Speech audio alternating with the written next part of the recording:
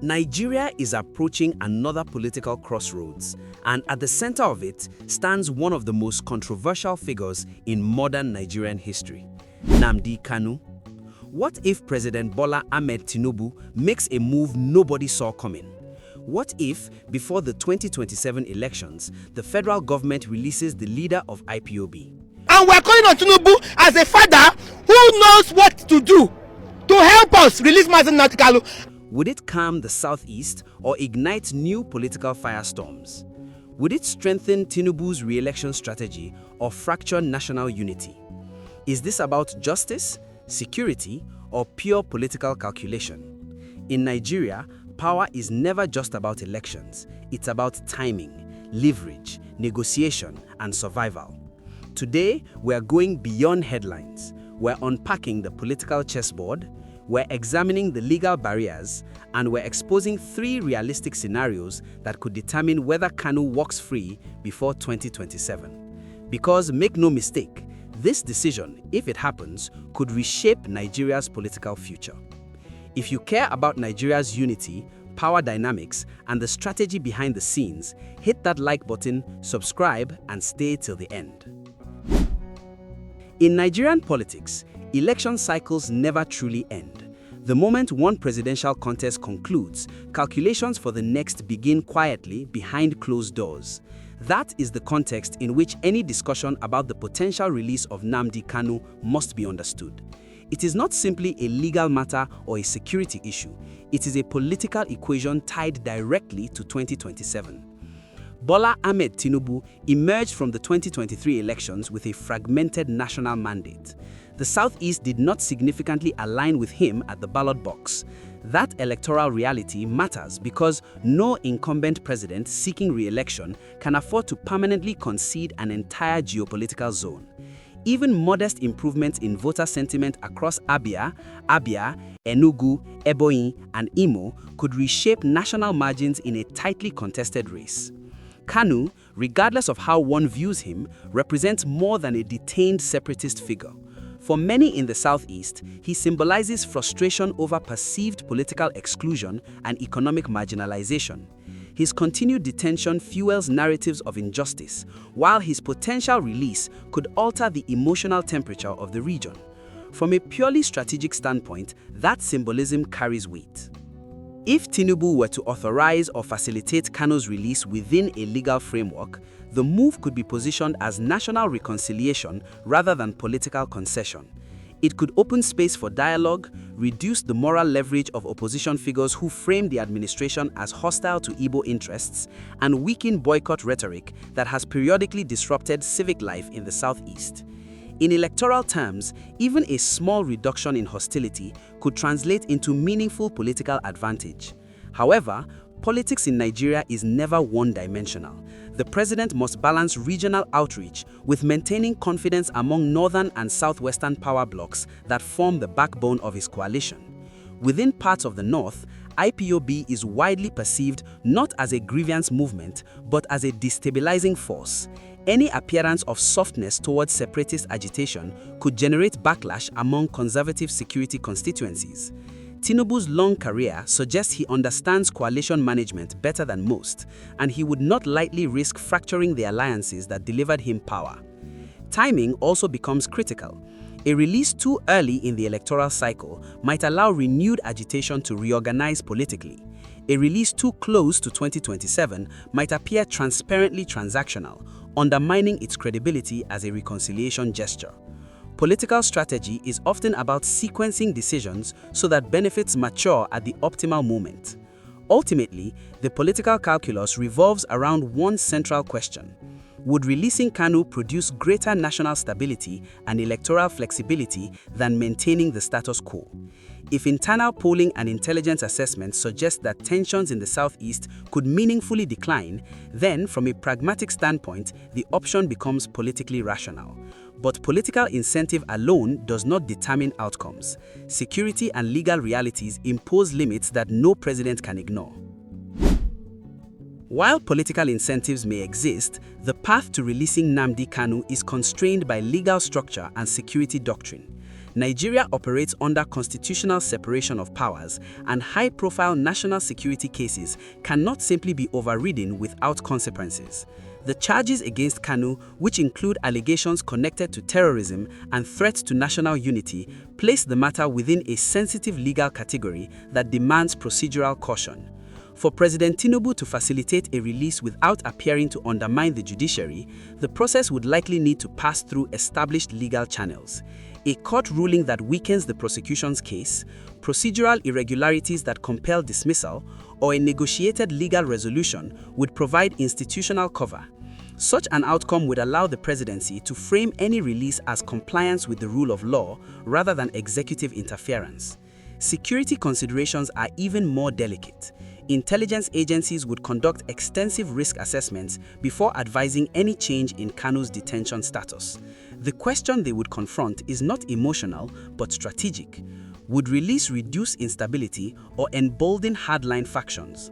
The Southeast has experienced periods of tension, including economic disruptions tied to sit-at-home orders and sporadic violent incidents attributed to splinter elements. Authorities would analyze whether Kanu's freedom would centralize control over agitation in a way that moderates extremism, or whether it would create new momentum for separatist mobilization. Additionally, the federal government must consider the signals sent to other groups across the federation. Nigeria faces multiple security challenges, from insurgency in the northeast to banditry in the northwest. A perceived concession in one region could set expectations elsewhere. Maintaining a consistent doctrine of state authority is critical to preserving deterrence. International optics also enter the equation.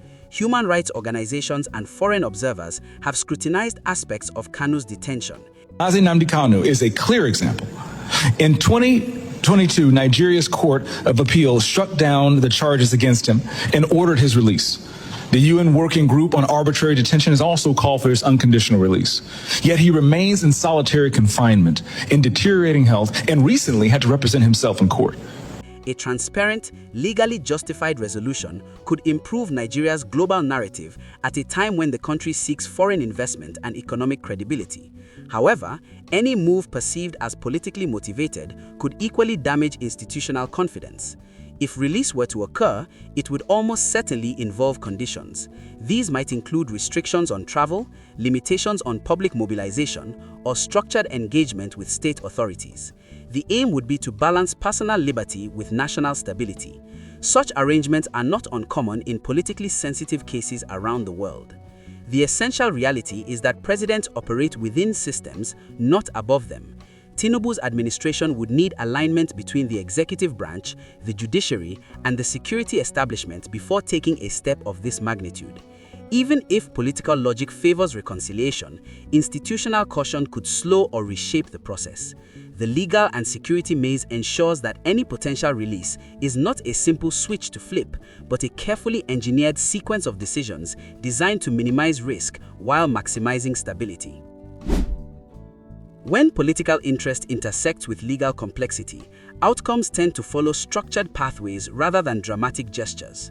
In the case of Nnamdi Kanu, 3 realistic trajectories emerge as 2027 approaches, each carrying distinct risks and rewards for the Tinubu administration. The first possibility is a strategic political release embedded within a broader national reconciliation framework. In this scenario, the government coordinates legal developments, security assurances, and public messaging to present Kanu's release as part of a unifying national reset. Dialogue initiatives could accompany the move, framing it not as capitulation, but as confidence in Nigeria's democratic resilience. Such a strategy would aim to lower regional tensions, weaken narratives of systemic persecution, and reposition Tinubu as a statesman capable of managing complex national divisions. The danger, however, lies in perception. Opponents could portray the decision as politically motivated ahead of re-election, and security hardliners might question whether sufficient guarantees exist to prevent renewed agitation. The second pathway involves a court-driven outcome. Here, judicial processes independently produce a decision that compels release, whether through dismissal of charges, successful appeal, or procedural invalidation. This option offers the presidency a degree of distance. By publicly affirming respect for judicial authority, the administration could avoid accusations of executive interference while still benefiting from improved sentiment in the southeast. Politically, this is the least risky avenue because responsibility shifts to institutional process rather than presidential discretion. Yet even this route requires careful management, as public reaction could vary sharply across regions. The third scenario represents a negotiated middle ground. Instead of full and unconditional freedom, Kanu might be released under structured supervision, potentially involving movement limitations or formal agreements restricting inflammatory rhetoric. This arrangement would seek to balance symbolic relief with security safeguards. It would allow the government to demonstrate flexibility without fully relinquishing leverage. However, such halfway measures often satisfy neither critics nor supporters completely, creating an ambiguous political effect. Determining which scenario is most plausible depends on internal intelligence, electoral projections, and evolving regional dynamics. Tinubu has built a reputation as a patient strategist who prefers incremental advantage over dramatic gambles. If data indicates that reconciliation could meaningfully shift the electoral landscape without destabilizing national security, a carefully managed release becomes conceivable. If risks appear too high, the status quo may endure. What remains undeniable is that any decision regarding Nnamdi Kanu will be calculated, not emotional. It will reflect layered assessments of power, perception, and precedence. As 2027 approaches, the intersection of politics, law, and security will define whether this chapter of Nigeria's political story closes quietly or transforms into a defining moment of the Tinubu presidency. To understand the emotional weight behind Nnamdi Kanu's detention, you have to step into the streets of the Southeast, where politics is not just policy, it is memory. It is history layered with grievance. It is conversations in markets, in churches, in university lecture halls, where young people debate whether the Federation has treated them fairly. For decades, many in the region have argued that political power at the center rarely rotates in their direction. The Civil War may have ended in 1970, but its psychological imprint still lingers in subtle ways. Infrastructure gaps, perceptions of underrepresentation in federal appointments, and economic neglect have fed a quiet but persistent narrative of exclusion. Into that emotional climate stepped Kanu, fiery and unapologetic, speaking directly to frustration. His rhetoric was confrontational, sometimes polarizing, but undeniably effective in mobilizing sentiment.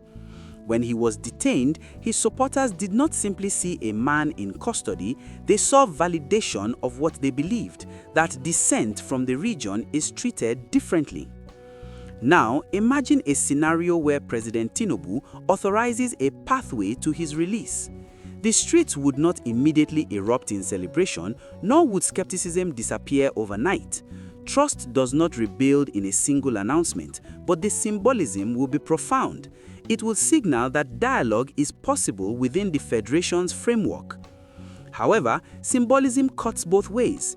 If the release is perceived as insincere, as a temporary political calculation, the backlash could be sharper than continued detention.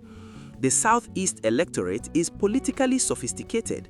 Voters understand transactional politics. They would scrutinize the timing, the language, and the conditions attached. The deeper question is whether reconciliation can be institutionalized beyond one individual. Releasing Kanu without addressing economic inclusion, infrastructure investment, and political representation would be like treating a symptom without curing the disease. The region's youth unemployment challenges, entrepreneurial potential, and security concerns require structural engagement. Tinubu's broader economic reforms, if extended meaningfully into the Southeast through visible federal projects and business incentives, could amplify the political impact of any conciliatory move. A release paired with tangible development would feel transformative. A release without it might feel hollow. The Southeast question, therefore, is not merely about one man's freedom, it is about whether Nigeria can demonstrate that dissenting voices can re-enter the political mainstream without destabilizing the nation. If managed carefully, this moment could mark a turning point in regional trust. If mishandled, it could deepen suspicion. History shows that fractured trust heals slowly, but sometimes a single decision can begin the process. The uncertainty lies not in whether such a move is possible, but in whether it would be accompanied by the sustained commitment required to make it meaningful. Nigeria is not governed in regional isolation. Every decision reverberates across 36 states and multiple power centers. If Kanu were released, the political response in the north and other regions would be immediate and deeply consequential. Within parts of northern Nigeria, IPOB has long been framed not as a protest movement but as a separatist threat to national unity. Communities that have endured insurgency in the northeast or banditry in the northwest may question why a figure accused of destabilizing rhetoric is granted freedom while security forces continue intense operations elsewhere. The perception of uneven enforcement could generate political friction. President Tinubu's coalition depends significantly on northern political structures. Governors, legislators, and influential clerics shape regional opinion. Any move perceived as undermining federal authority would require careful pre-negotiation behind the scenes. Quiet consultations would likely precede public announcements, ensuring that key stakeholders feel included rather than blindsided. At the same time, national unity narratives could be leveraged. Tinubu could frame a release not as concession to separatism, but as confidence in Nigeria's strength. The messaging would emphasize that unity is not maintained by perpetual detention, but by demonstrating that the federation is secure enough to accommodate dissent within constitutional limits.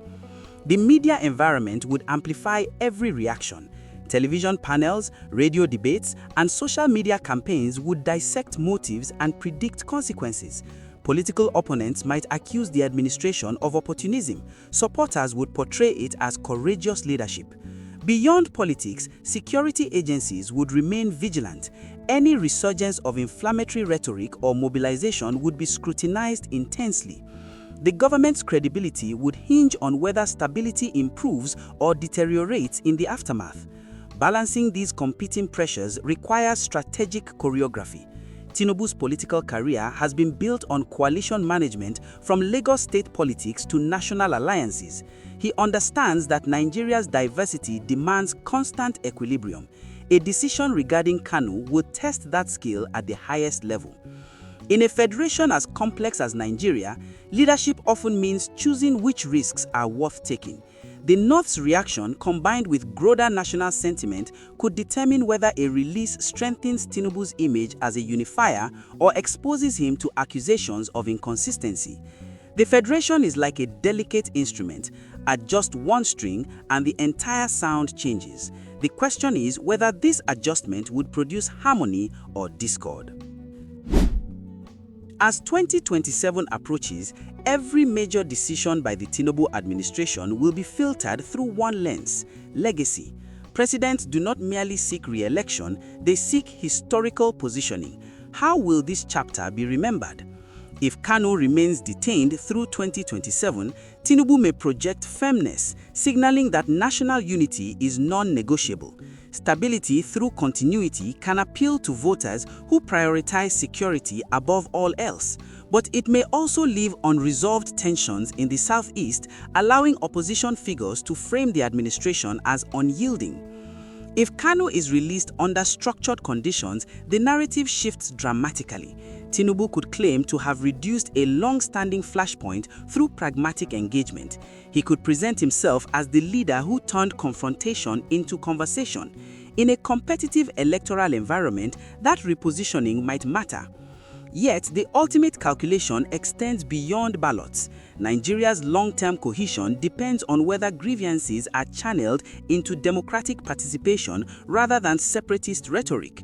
The treatment of high-profile dissenters sets precedent. It signals to younger generations whether the system absorbs criticism or suppresses it. Tinubu's political identity has always centered on strategy rather than impulse. Those who have watched his career describe a man who thinks several moves ahead, weighing consequences beyond immediate headlines. In that sense, the Kanu question is not a moral drama but a strategic puzzle.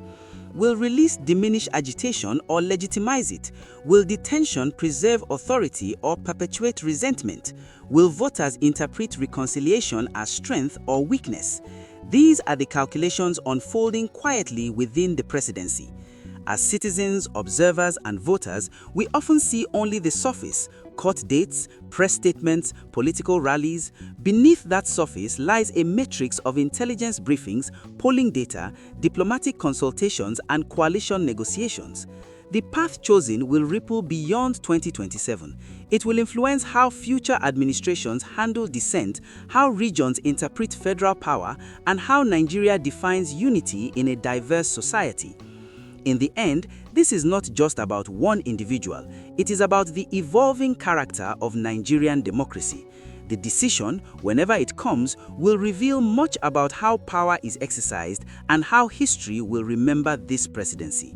And as the political clock ticks steadily towards 2027, the silence around the issue may be as meaningful as any announcement yet to come.